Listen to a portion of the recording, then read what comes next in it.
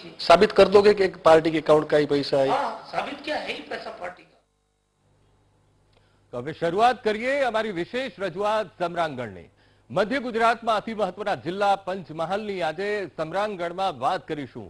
પક્ષ પલટો કરીને ફરી જીતનાર સીકે રાહુલજી આ વખતે ફરી વિજય પતાકા લહેરાવશે કે કેમ? પ્રભાતસિંહ ચૌહાણના પારિવારિક વિખવાદની રાજકીય અસરો કેવી થશે? બાકીની બેઠકોની કેવી છે સ્થિતિ? 2017નું પુનરાવર્તન થશે કે પછી 2022માં પરિવર્તન જોવા મળશે? પંચમહાલ જિલ્લાના મતદારોના મનમાં શું ચાલી રહ્યું છે? આ તમામ વિષય પર આજનું સમરાંગણ મારી સાથે।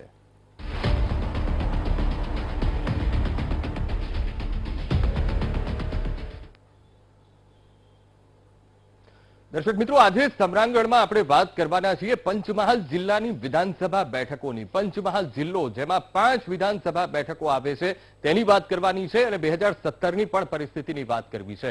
મોરવા હડપ છે, શહેરા છે, ગોધરા છે, હાલોલ, કાલોલ આ 5 વિધાનસભા મહત્વપૂર્ણ બેઠક અને એના ઉપર 2022માં સમીકરણો કેવા રચાય છે, મતદારોના મિજાજ કેવા છે તે પણ જાણીશું। 2017ની પરિસ્થિતિ જોઈએ। શહેરા વિધાનસભા બેઠક જેઠા ભરવાડ ભાજપના ઉમેદવાર, તેમની જીત થઈ હતી। 1,383 મતે તેમની જીત થઈ હતી। કોંગ્રેસના દુષ્યંત ચૌહાણની હાર થઈ હતી અને સતત આ બેઠક ભાજપ અહીંથી જીતતું આવ્યું છે। જેઠા ભરવાડ ખૂબ જ ત્યાં જીતતા આવ્યા છે આ શહેરા વિધાનસભા બેઠક અને હવે 2022ના સમીકરણો કેવા રહેશે એ સમય બતાવશે। વાત કરીએ મોરવા હડપ બેઠકની, જેમાં વિક્રમસિંહ ડિંડોર જેમની હાર થઈ હતી, ભાજપની હાર થઈ હતી, તેમને 54,147 મત અહીંથી મળ્યા હતા। ત્યારે સામે કોંગ્રેસના ઉમેદવારની જો વાત કરવામાં આવે, ભૂપેન્દ્ર ખાંટ અપક્ષ ઉમેદવાર અહીંથી ઉભા રહ્યા હતા અને 58,513 મતે તેમની અહીંયા જીત થઈ હતી। હવે 2022ના સમીકરણો પણ અલગ છે, ત્યારે જોવું રહ્યું કે કેવા પરિણામો કોની તરફી આવે છે। હવે જે આગળની બેઠકની વાત કરવા જઈ રહ્યા છીએ, ગોધરા બેઠક ખૂબ જ મહત્વપૂર્ણ આ બેઠક માનવામાં આવે છે। સીકે રાહુલજી એમની જીત થઈ હતી, ભાજપમાં તેઓ આવ્યા અને તેઓ જીત્યા હતા। 75,149 મતે તેમની જીત થઈ હતી। સામે કોંગ્રેસના રાજેન્દ્રસિંહ પરમાર, તેમને માત્ર ને માત્ર 74,891 મત અહીંથી તેમને મળ્યા હતા। ત્યારે આ વિધાનસભા બેઠક પર પણ સૌની નજર રહેલી છે। હવે ગોધરા વિધાનસભા બેઠક, ત્યારબાદની જે વિધાનસભા બેઠકની જો વાત કરવામાં આવે, મોરવા હડફની વાત કરી, ગોધરાની વાત કરી અને હવે કાલોલ બેઠકની વાત કરીએ। કાલોલ બેઠક ઉપર સુમન ચૌહાણ ભાજપના ઉમેદવાર, તેમની જીત થઈ હતી 2017ના ઇલેક્શનમાં। તેમને 1,03,028 મત તેમને મળ્યા હતા અને સામે કોંગ્રેસના પ્રદ્યુમનસિંહ પરમાર, કોંગ્રેસના ઉમેદવાર, તેમને 53,751 મત મળ્યા હતા અને કાલોલ બેઠક પણ ખૂબ જ મહત્વપૂર્ણ આ બેઠક માનવામાં આવે છે અને ખાસ કરીને જ્ઞાતિ જાતિનું રાજકારણ પણ આ બેઠકો ઉપર ખૂબ જ પ્રભાવી રહ્યું છે। ક્યાંક ચહેરો પણ આ બેઠકો ઉપર ખૂબ જ પ્રભાવી દેખાતો જોવા મળ્યો છે। હવે કાલોલ પછી હવે હાલોલ બેઠકની જો વાત કરવામાં આવે, હાલોલ બેઠક પણ ખૂબ જ મહત્વપૂર્ણ માનવામાં આવે છે। ત્યારે હાલોલ બેઠક પરથી જયદ્રથસિંહ પરમાર સતત અહીંથી આ બેઠક ઉપરથી જીતતા ઉમેદવાર જો કોઈ હોય તો તે જયદ્રથસિંહ પરમાર છે। 1,15,457 તેમને મત મળ્યા હતા। સામે કોંગ્રેસના ઉમેદવાર ઉદયસિંહ બારિયા, તેમને 58,423 મત મળ્યા હતા પણ તેમને હાર મળી હતી। હવે 2022ના સમીકરણો કેવા છે? કારણ કે દરેક પક્ષ અત્યારે એડી ચોટીનું જોર લગાવી રહ્યું છે, કારણ કે ભાજપ અત્યારની 2022ની પરિસ્થિતિ, હાલની જો પરિસ્થિતિની વાત કરીએ તો આ 5 બેઠક ઉપર ભાજપ જીતી છે। ત્યારે હવે એ જીતનું પુનરાવર્તન થાય છે કે પરિવર્તન આવે છે એ સમય બતાવશે। શહેરા બેઠક ઉપરથી ભાજપે જેઠાભાઈ આહિરને ઉતાર્યા છે, કોંગ્રેસે ખાધુભાઈ પગીને ઉતાર્યા છે અને આપે તખતસિંહ સોલંકીને મેદાનમાં ઉતાર્યા છે। શહેરા બેઠક ઉપર ત્રિપાંખીઓ જંગ પણ રહેશે, કારણ કે દરેક પક્ષ અત્યારે આ બેઠક ઉપર એડી ચોટીનું જોર લગાવી રહ્યું છે। કોંગ્રેસની વાત કરીએ કે આમ આદમી પાર્ટીની વાત કરીએ, જનસંપર્ક વધારી રહ્યું છે અને સામે ભાજપ પણ એ જ લડાયક મોડમાં અત્યારે જોવા મળી રહ્યું છે। વાત કરીએ મોરવા હડપ બેઠકની, ખૂબ જ મહત્વપૂર્ણ બેઠક, જેમાં નિમિષાબેન સુથારને ફરી એકવાર ટિકિટ આપવામાં આવી છે, કારણ કે 2021માં ત્યાં પેટા ચૂંટણી થઈ હતી અને તેઓ ત્યાંથી જીત્યા હતા। સ્નેહલતાબેન ખાંટ, કોંગ્રેસે તેમની ઉપર પસંદગીનો કળશ જોડ્યો છે। આમ આદમી પાર્ટી તરફથી બાનાભાઈ ડામોરને ટિકિટ આપવામાં આવી છે। તો મોરવા હડપ બેઠક ઉપર પણ ત્રિપાંખીઓ જંગ જોવા મળશે। સાથે સાથે હવે આગળની બેઠકની વાત કરીએ, ગોધરા બેઠકની જો વાત કરવામાં આવે, સીકે રાહુલજી ઉપર ફરી એકવાર ભાજપે પસંદગી ઉતારી છે। સસ્મિતાબેન ચૌહાણ, કોંગ્રેસે તેમના ઉમેદવાર સસ્મિતાબેન ચૌહાણ ઘોષિત કર્યા છે અને આમ આદમી પાર્ટી તરફથી રાજેશ પટેલને અહીંથી ઉમેદવારી તેમણે નોંધાવી છે। ગોધરા બેઠક પણ ખૂબ જ મહત્વપૂર્ણ બેઠક. સી કે રાહુલજી સતત ત્યાંથી જીતતા આવ્યા છે. હવે 2022માં કેવા પરિણામો આવશે એ 8 ડિસેમ્બરે આપણને ખબર પડશે. કાલોલ બેઠકની જો વાત કરવામાં આવે, કાલોલ બેઠક ફતેહસિંહ ચૌહાણને અહીંથી ટિકિટ આપવામાં આવી છે, ભાજપના ઉમેદવાર, અને કોંગ્રેસના ઉમેદવાર તરીકે પ્રભાતસિંહ ચૌહાણ અહીંથી તેમને કોંગ્રેસે ઉતાર્યા છે મેદાનમાં. આમ આદમી પાર્ટી તરફથી દિનેશ બારિયાને આ બેઠક ઉપર લડાવવામાં આવી રહ્યા છે. ત્યારે કાલોલ બેઠક ઉપર પણ ત્રિપાંખીયો જંગ ખેલાવાનો છે અને ત્રણેય પક્ષ અત્યારે મહેનત કરી રહ્યા છે. હાલોલ બેઠકની વાત કરવામાં આવે, ફરી એકવાર જયદ્રથસિંહ પરમારને અહીંથી ટિકિટ આપવામાં આવી છે, ભાજપના ઉમેદવાર, અને કોંગ્રેસે અનીશ બારિયાને અહીંથી ટિકિટ આપી છે, મેદાનમાં ઉતાર્યા છે. આમ આદમી પાર્ટીની વાત કરીએ, ભરત રાઠવાને અહીંથી ટિકિટ આપવામાં આવી છે અને ત્રણે ત્રણ પક્ષ આજે 5-5 બેઠકો છે, 5-5 બેઠકો પર એડી ચોટીનું જોર લગાવી રહી છે. ખાસ કરીને આમ આદમી પાર્ટી તેના 5-5 બેઠકો પર તેના ઉમેદવારો પણ ઉતાર્યા છે. ત્રિપાંખીયો જંગ પણ જોવા મળી રહ્યા છે. સ્થાનિક પ્રશ્નો પણ છે. સ્થાનિક પ્રશ્નોની જો વાત કરવામાં આવે તો હજુ પણ એવા પણ વિસ્તારો છે, અંતરિયાળ ગામડાઓ છે કે જ્યાં વિકાસની હરણફાળની એક તરફ વાતો થઈ રહી હોય પણ અહીંયા સુધી વિકાસ નથી પહોંચ્યો. ખાસ કરીને પીવાના પાણીનો પણ ક્યાંક ને ક્યાંક શહેરી વિસ્તાર હોય કે ગ્રામ્ય વિસ્તાર હોય, આ બંને વિસ્તારોમાં પીવાના પાણીની વિકટ સમસ્યા મતદારોને સતાવી રહી છે. સાથે સાથે સિંચાઈના પાણીની જો વાત કરવામાં આવે તો એક તરફ લીલોતરી ભર્યો વિસ્તાર છે પણ સિંચાઈના પાણીની પણ અહીંયા સમસ્યા જોવા મળી રહી છે. હવે જેઠા ભરવાડની જો વાત કરવામાં આવે, શહેરા બેઠક ભાજપના ઉમેદવાર સતત 5 ટર્મથી જેઠા ભરવાડ અહીંથી જીતતા આવ્યા છે. હંમેશા તેમનો આ બેઠક ઉપર વિજય થયો છે અને એટલા માટે ફરી એકવાર તેમને અહીંથી લડાવવામાં આવી રહ્યા છે. 2017માં જેઠા ભરવાડ સામે વિરોધ હતો પરંતુ ભાજપે તેમના ઉપર વિશ્વાસ મૂક્યો હતો અને વિશ્વાસ કાયમ રહ્યો છે અને ફરી એકવાર તેમને લડાવવામાં આવી રહ્યા છે. ત્યારે ખાસ કરીને જ્ઞાતિ જાતિના સમીકરણો કેવા જોવા મળશે, કયા મતદારો, કયા ખાસ કરીને સમાજનું આ બેઠકો ઉપર પ્રભુત્વ છે એ પણ જોવાનું રહેશે. શહેરા બેઠક અને ખૂબ જ મહત્વપૂર્ણ બેઠક છે. ત્યારે 1998માં જેઠા ભરવાડ સમાજવાદી પક્ષ તરફથી ચૂંટણી જીત્યા હતા અને ત્યારબાદ તેઓ ભાજપમાં આવ્યા અને એ પછીના જેટલા પણ ઇલેક્શન થયા 2002, 2007, 2012 કે 2017 સતત તેઓ ત્યાંથી જીતતા આવ્યા છે. વાત કરીએ કાલોલ બેઠકની, ફતેહસિંહ ચૌહાણ ભાજપના ઉમેદવાર, અહીંથી તેમને ટિકિટ આપવામાં આવી છે. ત્યારે ખેતી અને સમાજ સેવા સાથે જોડાયેલો આ ચહેરો છે એટલે ફતેહસિંહ ચૌહાણ, અને લોકસંપર્ક પણ તેમનો આ વિસ્તારમાં ઘણો ખરો છે. ત્યારે 2002 થી 2012 સુધી તેઓ ધારાસભ્ય રહી ચૂક્યા છે. ત્યારે તેમને ફરી એકવાર આ બેઠક ઉપરથી ટિકિટ આપવામાં આવી છે. સાથે 2012માં જીપીપીમાં તેઓ જોડાયા હતા. એટલે આ સમીકરણ પણ ત્યાં જોવા મળી રહ્યું છે. ત્યારે ખાસ કરીને ફતેહસિંહ ચૌહાણની વાત કરવામાં આવે, ફરી એકવાર જીપીપી છોડ્યા બાદ તેઓ ભાજપમાં જોડાયા અને અત્યારે 2022ની વાત કરવામાં આવે તેમની ઉપર પસંદગીનો કળશ ઢોળવામાં આવ્યો છે. ફરી એકવાર તેમને ટિકિટ આપવામાં આવી છે. ગુંદી ગામના પૂર્વ સરપંચ પણ તેઓ રહી ચૂક્યા છે. જાહેર જીવન સાથે તેઓ પહેલેથી સંકળાયેલા છે અને સાથે સાથે તાલુકા પંચાયતના સભ્ય પણ તેઓ રહી ચૂક્યા છે. અને અહીંયાથી ભાજપે તેમની ઉપર કાલોલ બેઠક ઉપરથી ઉમેદવાર તેમને બનાવ્યા છે. હવે ગોધરાની વાત કરવામાં આવે, સી કે રાહુલજી લાંબા સમયથી કોંગ્રેસમાં તેઓ રહ્યા હતા પણ ત્યારબાદ તેઓ ભાજપમાં જોડાયા અને ભાજપે તેમને ઉમેદવાર પણ બનાવ્યા હતા. કોંગ્રેસ છોડીને તેઓ ભાજપમાં જોડાયેલા છે, આયાતી ઉમેદવાર છે અને અહીંથી તેમને લડાવવામાં આવી રહ્યા છે. 1987 થી સતત રાજકારણમાં તેઓ સક્રિય છે. ખૂબ જ આ જૂનો અને જાણીતો ચહેરો એક ક્ષેત્રમાં એટલે સી કે રાહુલજી. સાથે જ વાત કરવામાં આવે, અગાઉની સરકારમાં વિવિધ વિભાગમાં પણ તેઓ મંત્રી તરીકે રહ્યા છે. મંત્રી તરીકેની તેમને જવાબદારી પણ મળેલી છે. બખૂબી રીતે એમનું કાર્ય તેમણે કરેલું છે. પેટા ચૂંટણીમાં પણ તેમની જીત થઈ હતી. ગોધરા બેઠક ઉપર જ્યારે પેટા ચૂંટણી થઈ ત્યારે તેમની આ બેઠક ઉપરથી જંગી બહુમતીથી તેમની જીત થઈ હતી. વાત કરીએ હવે હાલોલ બેઠકની, જયદ્રથસિંહ પરમાર સતત અહીંથી વિજેતા રહેતા ઉમેદવાર, 5 ટર્મથી વિધાનસભા ચૂંટણીમાં સતત જીતતો જે ચહેરો એ બેઠક ઉપર હોય તો એ જયદ્રથસિંહ પરમાર છે. માર્ગ મકાન વિભાગમાં રાજ્ય કક્ષાના મંત્રી પણ તેઓ રહી ચૂક્યા છે અને સાથે સાથે આગળ વાત કરવામાં આવે તો ઉચ્ચ અને ટેકનિકલ શિક્ષણનો હવાલો પણ તેમણે જે તે સમય સંભાળ્યો હતો અને ફરી એકવાર ભાજપે તેમની ઉપર પસંદગીનો કળશ ઢોળ્યો છે. ક્ષેત્રમાં તેમની પકડ એવી સારી છે. સંગઠન તેમણે ખૂબ જ મજબૂત બનાવ્યું છે. આણંદ, મહીસાગર, દાહોદમાં તેઓ પ્રભારી તરીકેની કામગીરી પણ કરી રહ્યા છે. જે રીતે કહ્યું કે પક્ષને સંગઠિત તેમણે આ ક્ષેત્રમાં રાખ્યો છે. વડોદરામાં સહપ્રભારી તરીકે પણ તેમણે કામગીરી તેમણે ત્યાં કરી છે અને સાથે સાથે વાત કરવામાં આવે હવે મોરવા હડપ બેઠકની વર્તમાન સરકારમાં રાજ્ય કક્ષાના મંત્રી એટલે કે નિમિષાબેન સુથારની આપણે વાત કરી રહ્યા છીએ. 2021માં પેટા ચૂંટણી થઈ હતી અને અહીંથી તેમને ઉતારવામાં આવ્યા હતા અને તેઓ ત્યાંથી જીત્યા હતા. પેટા ચૂંટણીમાં તેમણે જીત મેળવી હતી 2021માં, કારણ કે સિટિંગ ધારાસભ્ય છે તેમનું નિધન થયું હતું અને ત્યારબાદ અહીંયા પેટા ચૂંટણી આવી હતી. હાલ સરકારમાં આદિજાતિ અને આરોગ્યનો રાજ્ય કક્ષાનો તેમને હવાલો સોંપવામાં આવ્યો છે અને સાથે સાથે અગાઉ 2013માં પણ પેટા ચૂંટણી જે થઈ હતી તે જીત્યા હતા, કારણ કે સવિતાબેન ખાટ 2012ના જયારે ઇલેક્શન હતા ત્યારે સવિતાબેન ખાટનું જયારે પરિણામ હતું એ પરિણામના દિવસે જ તેમનું નિધન થયું હતું અને ત્યારબાદ પેટા ચૂંટણી થઈ હતી. મનસુખ વસાવા આદિવાસી આ ચહેરો છે અને સાથે સાથે ગોધરા બેઠકની વાત કરવામાં આવે, રશ્મિતાબેન ચૌહાણ જિલ્લા પંચાયતના સભ્ય તરીકે રહ્યા છે, કોંગ્રેસના ઉમેદવાર, તેમની ઉપર કોંગ્રેસે પસંદગીનો કળશ ઢોળ્યો છે.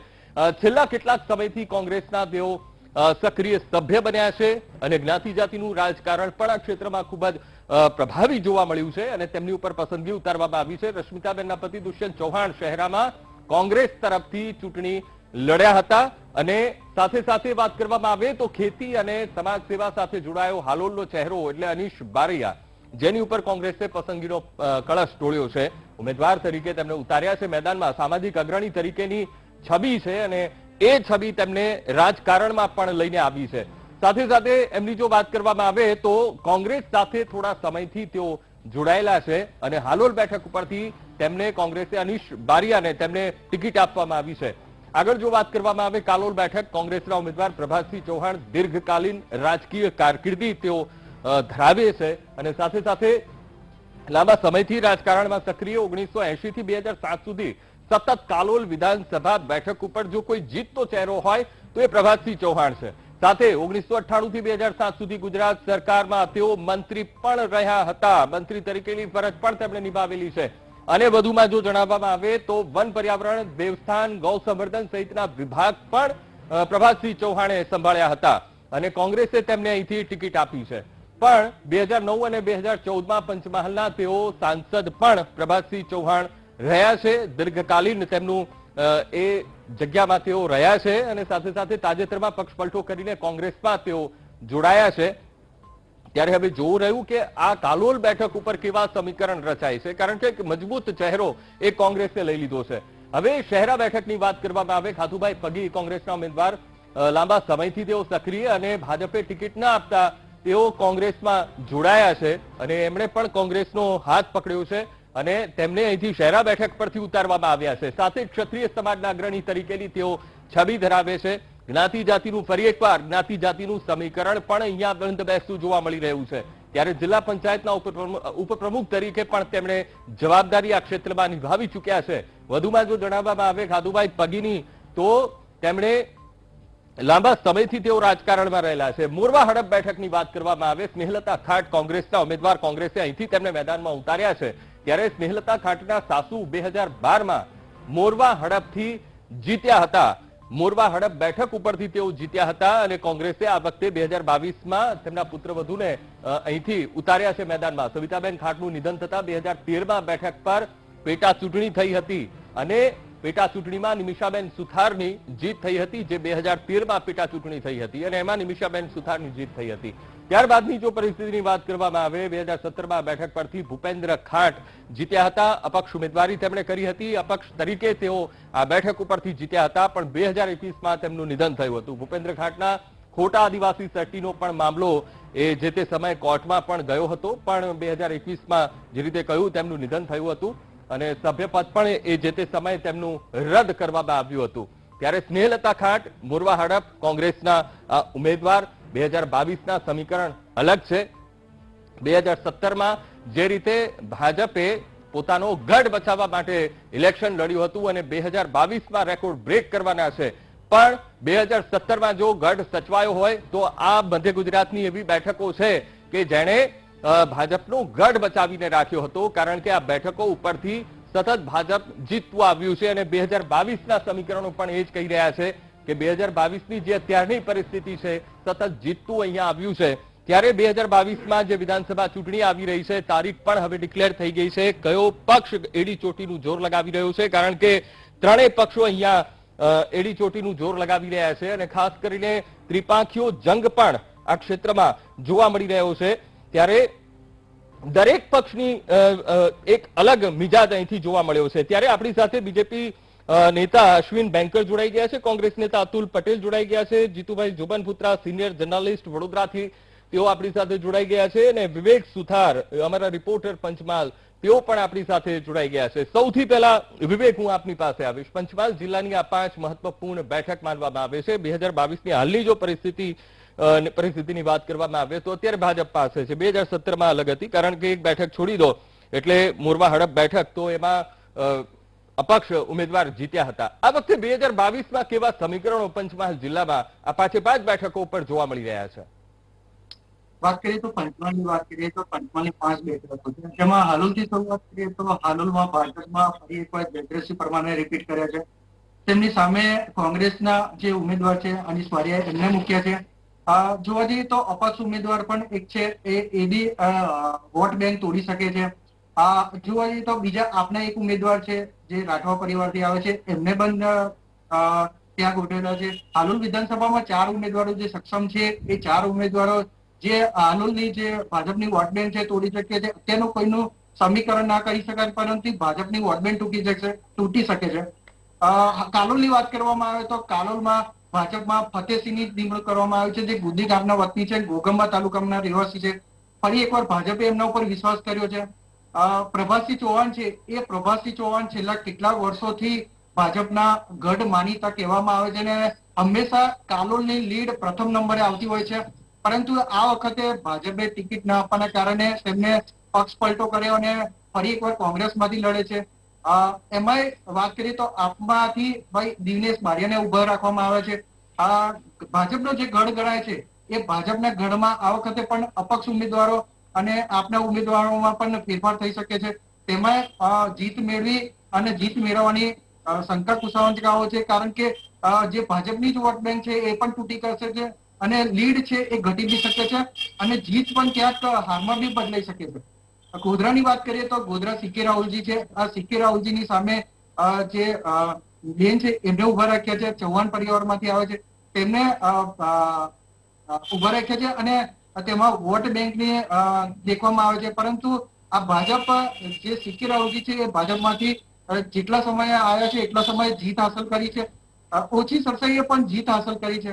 શહેરા બેઠક જોવા જઈએ તો શહેરા બેઠકમાં જે કહેવાય છે કે જેઠાભાઈ ભરવાડ, એ જેઠાભાઈ ભરવાડે સતત 5 વખત આ સીટ જાળવી રાખી છે. હાલ જોવા જઈએ તો કોંગ્રેસમાં તેમના જે પક્ષના એક ઉમેદવાર છે, તેમને કોંગ્રેસમાંથી ટિકિટ આપી અને તેમને ખાતું પગીને રોકવામાં આવે છે. તેમાં એક જે તકસ્સી છે, તકસ્સીને પણ આપમાંથી ટિકિટ મળી છે. એટલે ભાજપની ત્યાં પણ વોટ બેંક તૂટી શકે છે, પરંતુ ક્યાંક ને ક્યાંક ત્યાં પણ થોડા મતભેદનો ફેરફાર થઈ શકે છે. મોરવા જઈએ તો મોરવા જે મંત્રી છે નિમેશાબેન સુથાર, એમને એકવાર રિપીટ કરવામાં આવે છે, તેમના ઉપર વિશ્વાસ મૂકવામાં આવે છે. તેમની સામે જે વિકે ખાંટ પરિવાર છે, એ ખાંટ પરિવારમાંથી સ્નેહલતાબેન ખાંટ, એમને ટિકિટ આપવામાં આવી છે, અને ખાંટ પરિવારનું વજૂદ ત્યાં કેટલાક સમયથી જળવાયેલું હોય છે. જે ચૂંટણી થઈ છે ત્યાં ફરી એકવાર જે પેટા ચૂંટણી થઈ છે, પેટા ચૂંટણીમાં અંદર ભાજપ જીતતું આવ્યું છે, પરંતુ જે સામાન્ય ચૂંટણી થઈ છે, સામાન્ય ચૂંટણીમાં હાર થઈ છે. આજે ફરી એકવાર જે વિશ્વાસ બેઠો છે ભાજપને, એ ભાજપને વિશ્વાસ બેસી ગયો છે કે નિમિષાબેન જીતી જશે, ત્યારે એમને ટિકિટ આપવામાં આવી છે. પરંતુ ત્યાં 3 ઉમેદવાર થયા છે, આપનો પણ એક ઉમેદવાર છે, ત્યાં પણ ફેરફાર થઈ શકે એવી શક્યતા છે. હવે આ બધી જે વોટ બેંક છે, એ વોટ બેંક જાતિવાદ પર વોટ બેંક ની ફેરફાર થઈ શકે છે. જી અંકુર. બિલકુલ.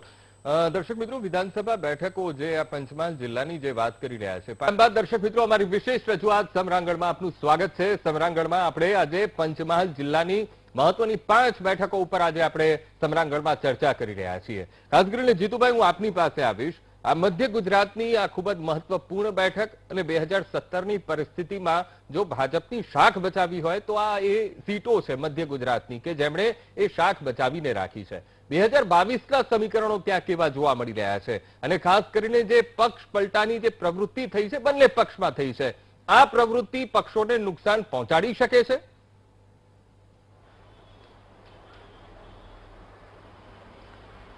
અંકુર, સૌથી પહેલા તો એક વાત જાણી લઈએ, કારણ કે પંચમહાલમાં આ વખતે ભારતીય જનતા પાર્ટી એક સારું કામ કર્યું છે હમ. કે અનુભવીઓને ઉતાર્યા છે. 4 અનુભવી છે અને એક મિનિસ્ટરને ઉતાર્યા છે. હમ. તો એનો ફાયદો ભારતીય જનતા પાર્ટીને એક જ મિનિટ આવી રહ્યો છે અવાજ જીતુભાઈ. ચહેરાય છે. બંધ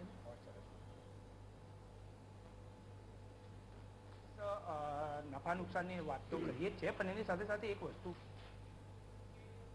ભારતીય જનતા પાર્ટીએ 4 અનુભવી પીઢ રાજકારણી કહેવાય એવાને ઉતાર્યા છે ને એક મિનિસ્ટરને આપ્યું છે.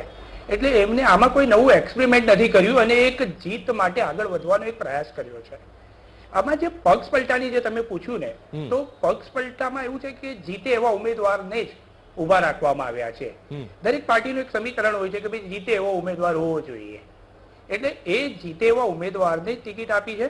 અને આ 5 બેઠકમાં તમે ભારતીય જનતા પાર્ટીને જોશો તો 4 5 ટર્મોથી કોઈને કોઈ 3 ટર્મથી કોઈ 5 ટર્મથી જીતેલું આવ્યું છે.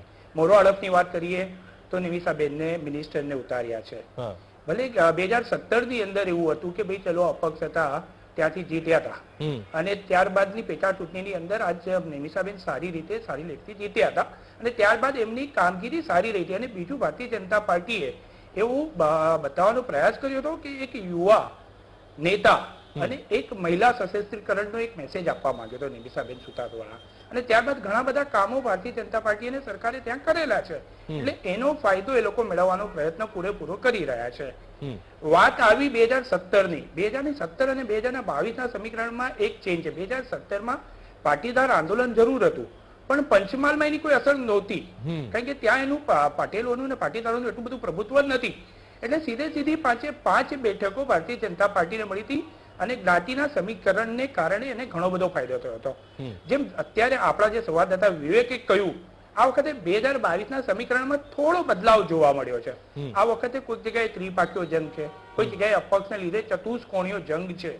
એને કારણે એક વસ્તુ શક્ય છે કે લીડમાં થોડો ફેરફાર જરૂર જોવા મળે. એકાદ બેઠક પર ખરાખરીનો જંગ હોવામાં કાટીકી ટક્કર રહે, પરંતુ ભારતીય જનતા પાર્ટી વર્ષોથી પંચમહાલની અંદર એમનું પ્રભુત્વ જમાવીને બેઠી છે અને 5 બેઠક પર આ વખતે તમે જોશો સ્ટાર પ્રચારકોની સભા પણ પંચમહાલની અંદર એટલી જ પૂરજોશની અંદર અત્યારે ચાલી રહી છે અને હજુ બી ઘણા બધા સ્ટાર પ્રચારકો પંચમહાલની અંદર સભાઓ કરી રહ્યા છે. એની સામે પક્ષે કોંગ્રેસ જોવો, ક્યાં છે ક્યાં એમના સ્ટાર પ્રચારકો નથી, ક્યાં એટલી મોટી જિંદગી જાહેર સભાઓ કરવામાં નથી આવતી, ન કોઈ એવા રોડ શો જોવા મળે છે. તો આના કારણે શું છે કે પલ્લું ભારી છે, ભારતીય જનતા પાર્ટીનું પલ્લું થોડું ભારી દેખાઈ રહ્યું છે. આપની એન્ટ્રી જરૂર થઈ છે, એને કારણે ત્રિપાઠીયો જંગ જરૂર થશે. કોઈક નારાજ નેતાએ અપક્ષમાંથી ઉમેદવારી કરી છે, એટલે ચતુષ્કોણીયો જંગ પણ કોઈક એકાદ બેઠક પર જોવા મળે. લીડ જરૂર તૂટશે, પરંતુ ભારતીય જનતા પાર્ટી કદાચ એવું શકે કે આ 5 બેઠક પર એમની જે જીતની પતાકા છે એ કદાચ લહેરાવેલી રહીને 5 બેઠક ભારતીય જનતા પાર્ટી પાસે અત્યારના સમીકરણ પ્રમાણે તો દેખાય છે. પછી આવનારા સમયની અંદર સમીકરણો કોઈ બદલાઈ શકે છે. જો સ્ટાર પ્રચારકોની ભરમાર અને કોઈ મહત્વના મુદ્દા આપણે જોયું છે કે છેલ્લા સમયે કંઈક એવો મહત્વનો મુદ્દો આવી જાય જેને કારણે જે જીતતો ઉમેદવાર હોય એને હારવી ચાખવી પડતી હોય છે. પણ અત્યારના સમીકરણ પ્રમાણે એવું કહી શકે કે ભાજપ એનો ગઢ સાચવી રાખે એવું દેખાઈ રહ્યું છે. પણ કાટેકી ટક્કર જરૂર થશે, કારણ કે ત્રિપાખીયો જંગ છે અને ચતુષ્કોણીયો બી જંગ છે. બિલકુલ, એટલે ત્રિપાખીયો જંગ પણ આ બેઠકો પર ખેલાવા જઈ રહ્યો છે અને કેટલીક બેઠકો પર ચતુષ્કોણીય જંગ પણ જે અપક્ષ દાવેદારી કરી છે અને એ પણ. વિરામ બાદ દર્શક મિત્રો, અમારી વિશેષ રજૂઆત સમરાંગણમાં આપનું સ્વાગત છે. સાથે પંચમહાલ વિધાનસભા બેઠકોની વાત કરી રહ્યા છીએ. 5 વિધાનસભા બેઠક, મોરવા હડફ, શહેરા, હાલોલ, કાલોલ, ગોધરા, 5 મહત્વપૂર્ણ મધ્ય ગુજરાતની બેઠકો. અને જ્યાં આજની તારીખની વાત કરીએ તો અહીંયા ભાજપનું શાસન છે. હવે 2022માં કેવા સમીકરણો રચાય છે તેના ઉપર જ આપણે ચર્ચા કરી રહ્યા છીએ. સ્થિતિ ત્યાં કેવી છે, ત્રિપાખીયો જંગ પણ છે. અશ્વિનભાઈ, હવે સત્તા યથાવત રાખવા માટે કેટલી મહેનત ભાજપ કરી રહ્યું છે, સાથે ત્રિપાખીયો જંગ પણ છે, ક્યાંક અપક્ષ દાવેદારો પણ છે, જ્ઞાતિ જાતિનું રાજકારણ પણ આ ક્ષેત્રોમાં પ્રભાવી છે. ભારતીય જનતા પાર્ટીએ 5 બેઠક પર અનુભવી, સક્ષમ, સમાજમાં સ્વીકૃત અને વર્ષો જૂના ભારતીય જનતા પાર્ટીના આગેવાનોને ઉતાર્યા છે. ત્યારથી જ એમની જીત તો નક્કી થઈ ગઈ છે. આજે આ પંચમહાલ જિલ્લામાં જીતનો આધાર હું એમ કહીશ કે વિકાસ છે. 1995 ભારતીય જનતા પાર્ટીની સરકાર આવી અને ત્યારે દાહોદ થી લઈને વડોદરાનો અને અમદાવાદનો એક રોડ બન્યો હતો. એ વખતે આપણો એક્સપ્રેસ હાઈવે પણ નહોતો. એમ કહેવાતું કે જયારે દાહોદ થી બહાર મધ્યપ્રદેશમાં જવું હોય તો નાના રોડ ઉપર અને પહાડવાળા રોડ ઉપર કોન્વેમાં જવું પડતું હતું, કારણ કે ત્યાં આગળ પહાડવાળા રોડ ઉપર અને એ પટ્ટો એવો હતો જ્યાં લૂંટધાડ થતી હતી. ભારતીય જનતા પાર્ટીની સરકાર આવી ત્યાંથી ટિંટોડ ગામ છે ત્યાંથી શરૂ કરીને એવો રોડ બની આપ્યો જેના કારણે શરૂઆત કરી છે એ વિસ્તારથી, પછાત વિસ્તારથી, આદિવાસી વિસ્તારથી, કે જેના કારણે આજુબાજુના તમામ ગામડાઓને કનેક્ટિવિટી મળી, લૂંટધાડ વગેરે બધી સમસ્યા દૂર થઈ અને એ વિસ્તારના વિકાસની શરૂઆત થઈ. આજે કાલોલ સીટની વાત કરીએ, ગોધરા સીટની વાત કરીએ, શહેરા સીટની વાત કરીએ, તમામ સીટોમાં અલગ અલગ પ્રકારે વિકાસ થયો છે. ગુજરાતની અંદર દરેક જગ્યાએ ગુજરાતમાં ગુજરાત યુનિવર્સિટી છે, સૌરાષ્ટ્ર યુનિવર્સિટી છે, દક્ષિણ યુનિવર્સિટી છે. તો શિક્ષણ માટે પણ એક આગવું કદમ કરીને ભારતીય જનતા પાર્ટીએ ગુરુ ગોવિંદસિંહજી ના નામથી યુનિવર્સિટી આપી, જેથી કરીને પંચમહાલને જિલ્લામાં આવતી તમામ કોલેજીસ છે એનું એક સેન્ટર બને ને ભણવા માટેનો એક યોગ્ય પીએચડી ના વિદ્યાર્થીઓ પણ ત્યાંથી વધે. તો એના માટેનો એક પ્રયાસ કર્યો, શિક્ષણને આગળ વધાર્યું છે. ભારતીય જનતા પાર્ટીએ પાણીને નર્મદા હોવા છતાંય ઘણીવાર નર્મદાના પાણી કચ્છ જાય પણ પંચમહાલને ન મળે, તો લિફ્ટ ઇરિગેશનની વ્યવસ્થા કરીને પણ, અને ત્યાં કડા ડેમ છે ત્યાંથી પણ એ વિસ્તાર આમ તો પાણી વાળો છે પરંતુ ખડકાળ પણ છે, એટલે લેન્ડ રિફોર્મેશન પણ કરવું પડે. તો એ બધું કરીને પણ ત્યાં ખેતીનો પ્રયોગ, ખેતી વધારે સારી થાય એ ભારતીય જનતા પાર્ટીના શાસનમાં થયું છે. અને જેના કારણે પણ આ મુદ્દાઓ હજુ પણ કેમ પ્રશ્નો ઉઠી રહ્યા છે? પીવાના પાણીના પ્રશ્નો, સિંચાઈના પાણીના પ્રશ્નો, વીજળીના પ્રશ્નો. કે મેં કહ્યું એમ પર્વતીય વિસ્તાર છે અને પર્વતીય વિસ્તારમાં પાણીને લિફ્ટ કરવું પડતું હોય છે. એટલે લિફ્ટ કરવાનું આપણે જોયું હશે કે સુરેન્દ્રનગર થી લિફ્ટ કરીને છે કચ્છ સુધી પાણી ભારતીય જનતા પાર્ટીની સરકારના નમ્ર પ્રયાસથી થયું છે. એટલે ત્યાં પણ એવું લિફ્ટ કરીને પાણી પહોંચાડવાનો પ્રયાસ ચાલે છે. ત્યાં પાણીની સમસ્યા નથી, સમસ્યા છે જમીનની, અને તેના કારણે પણ ભારતીય જનતા પાર્ટી ત્યાં કામ કરી રહી છે. રેલવેની વાત કરીએ તો ગોધરા બેઠક જે હતી, ગોધરા બેઠક આપણે જોયું છે કે સામાજિક સૌહાર્દના ઘણા બધા પ્રશ્નો બનતા અને એનું મુખ્ય કારણ બનતું રેલવે સ્ટેશન. રેલવે સ્ટેશન પર ઓવરબ્રિજ, અંડરબ્રિજ અને અનેકવિધ કાર્યક્રમો કરીને ગોધરા શહેરને સુરક્ષિત બનાવ્યું છે. ગોધરા શહેરમાં આજે સામાજિક સૌહાર્દ સારું ચાલે છે અને ભારતીય જનતા પાર્ટીની પરંપરાગત એ બેઠકમાં અમે ભારતીય જનતા પાર્ટી જીતે છે.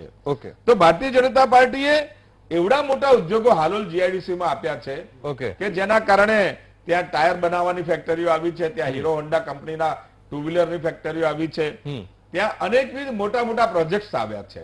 તો એના કારણે રોજગારી પણ ત્યાં વધી છે. અને આજે હું એમ કહીશ કે ઘણી વાર ગુજરાતમાં આપણે અહીંયા અમદાવાદમાં જોતા કે ગોધરાના મજૂરો આવતા, ગોધરિયા મજૂરો તરીકે આપણે એમને માન સન્માન આપી અને બાંધકામના કાર્યમાં લેતા હતા. આજે એ ફ્લો અટક્યો છે. આજે ડુંગરપુરના અને બિહારના મજૂરો કારીગરો અહીંયા ગુજરાતમાં અને અહીંયા અમદાવાદમાં. અશ્વિનભાઈ, એક પ્રશ્ન ત્યાંથી એ પણ ઉઠી રહ્યો છે કે ત્યાં ભલે જીઆઈડીસી સ્થપાઈ હોય, મોટા મોટા પ્લાન્ટ ઉદ્યોગો સ્થપાયા હોય, પણ સ્થાનિક યુવાનોને ત્યાં રોજગારી નથી, અથવા તો રોજગારી આપવામાં આવે છે પણ ઓછા પગારથી ત્યાં રાખવામાં આવે છે અને શોષણ પણ કરવામાં આવે છે. આ પણ અહીંથી સવાલો મોટા ઉભા થઈ રહ્યા છે. અતુલભાઈ, હું આપની પાસે આવીશ. ભાજપ એક તરફ તેના આ બેઠકો પર સ્ટાર પ્રચારકો ઉતારી રહ્યું છે, જોરશોરથી પ્રચાર પ્રસાર થઈ રહ્યા છે. કોંગ્રેસ ક્યાં અહીંયા છે? કોંગ્રેસ કેમ નથી દેખાઈ રહી? 2017ના પરિણામોથી પણ શું હજુ કોંગ્રેસ બેઠી નથી થઈ?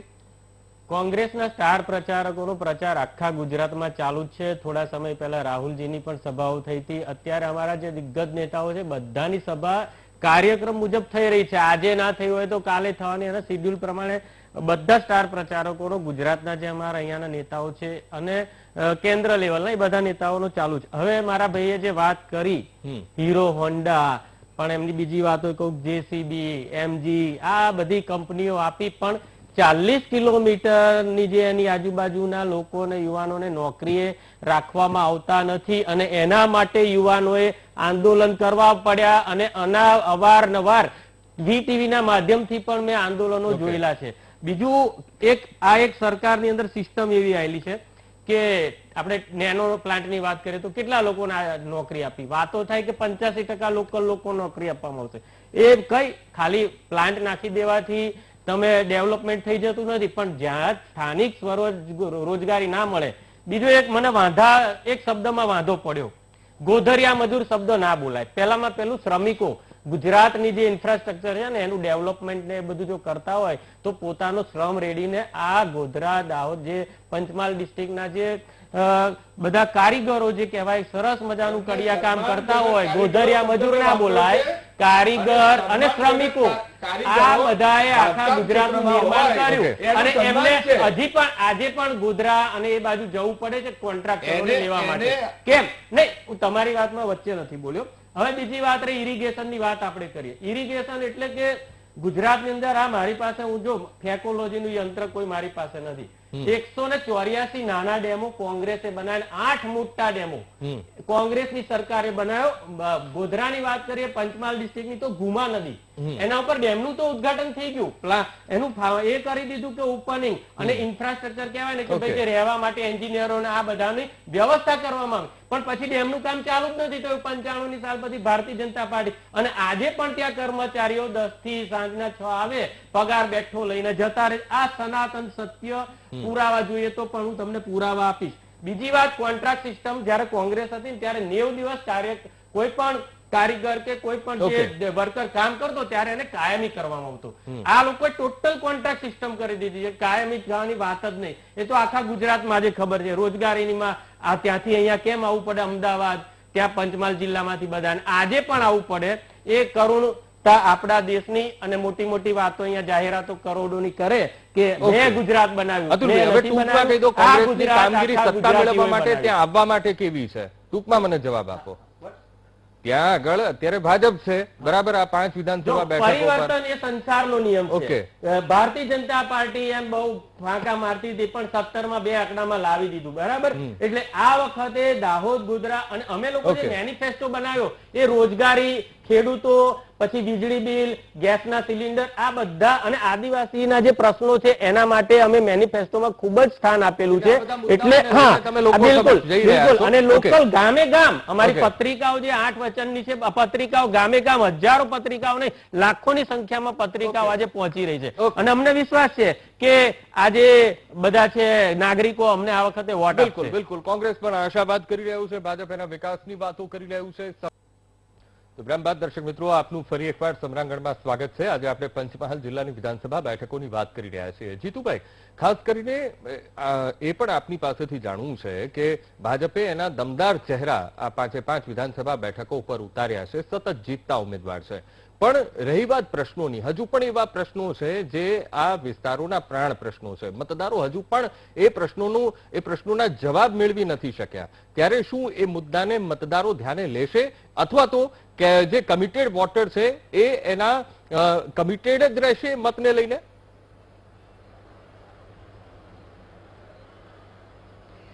અંકુર, આમાં છે ને પાર્ટીની 2 જાતના વોટર્સ હોય છે. એક તો એના કમિટેડ વોટર્સ હોય છે અને એને એવું હોય છે કે એ પાર્ટીને વળગેલા હોય છે. એટલે એ તો ઓલરેડી દરેક ચાહે પછી એ ભારતીય જનતા પાર્ટી હોય કે કોંગ્રેસ હોય. હા, એક વસ્તુ જરૂર છે કે કોંગ્રેસના કમિટેડ વોટ દરેક ચૂંટણીમાં ઘટતા ગયા છે અને ભારતીય જનતા પાર્ટીના કમિટેડ વોટ વધતા ગયા છે. જે વોટશેર જે છે તમે જોયું હશે તો ભારતીય જનતા પાર્ટીનો જે આપણે પૂરા રાજ્યનો વોટશેર છે એમાં ખાસો એવો છેલ્લા ચૂંટણી બાદ જમ્પ આવેલા છે. એટલે એક તો છે કે ભાઈ કમિટેડ વોટ તો તમે પાર્ટીને કોઈ બી ઉમેદવારને ઉભા રાખો એના માટે પાર્ટી મહત્વની છે, ઉમેદવાર નહીં. એ વોટ તો દરેક પાર્ટીને મળતા જ હોય છે, ચાહે પછી ભારતીય જનતા પાર્ટી હોય કે કોંગ્રેસ હોય. બીજી વાત આવી એ મુદ્દાની વાત કે સમસ્યાઓની વાત. જયારે એ સમસ્યાની હોય છે ને તો એક વસ્તુ છે કે જયારે બી ઉમેદવાર જયારે પ્રચારમાં નીકળતો હોય છે ત્યારે આ બધા સમસ્યાનો સામનો કરવો જ પડતો હોય છે.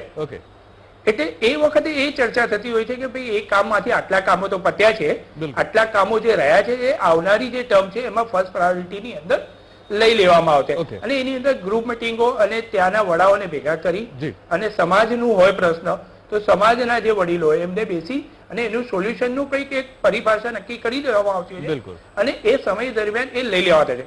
પરંતુ પ્રજાએ આ જરૂર વિચારવાની જરૂર છે કે ઇલેક્શન વખતે વોટ મેળવવા વખતે જે કઈ ઉમેદવારો એમને જે કહે છે કે ભાઈ આ પાણીની સમસ્યા છે તમારી રહી ગઈ છે અને આ હવે જે મને જે 5 વર્ષ મળ્યા છે એની અંદર હું એ પૂર્ણ કરીશ એ થવી જોઈએ, એ મહત્વનું છે. અને જો એમાં મેજર મુદ્દા હોય તો જે ઘટ પડતી હોય છે ને એ થોડી એ એરિયા પૂરતી જ ઘટ પડતી હોય છે. એટલે આ અસર જરૂર કરે છે પણ એટલી બધી અસર નથી કરતી. વિવેક, આ વખતે મતદારોના મનમાં શું ચાલી રહ્યું છે? એ પ્રશ્નોના જવાબ મેળવશે કે પછી એ જ રીતે જે રીતે 2017ના પરિણામો હતા, 2021 પર જે પેટા ચૂંટણી થઈ મોરવા હડફમાં, એ જ રીતના પરિણામો જોવા મળશે ટૂંકમાં? આ વખતે મોરવા હડફની અંદર પાછો જંગ છે. એની અંદર હવે લીલીસાબેને ફરી એકવાર ટિકિટ મેળવી છે એટલે અત્યારે બમણા શક્તિબળથી અત્યારે પ્રયત્ન કરશે. એ જ રીતે જે ખાંટ પરિવારમાંથી સ્નેહલતાબેન ખાંટ છે એ અમને ફરી એકવાર જે આદિવાસીનો મુદ્દો હતો એ ખસેડીને એમના જે પુત્રવધુ છે એમને ટિકિટ આલી છે એટલે એ ત્યાં પણ ફરી એકવાર જંગ રીતે જામશે. ઓકે અશ્વિનભાઈ 30 સેકન્ડ, ખૂબ જ પ્રતિક્રિયા ખૂબ જ નાની જ આપજો, વધારે લાંબુ ના કરતા. કયા વિષયથી અશ્વિનભાઈ, આ જ પ્રતિક્રિયા કે હવે રણનીતિ તમે જે બનાવી છે, ફરી એકવાર 2017ના જે પરિણામો આવ્યા, 2021ના જે પરિણામો આવ્યા, હવે કેટલો આશાવાદ તમે વ્યક્ત કરી રહ્યા છો? ભારતીય જનતા પાર્ટી છેલ્લા 27 વર્ષથી ગુજરાતની જનતાના આશીર્વાદ મેળવી રહી છે.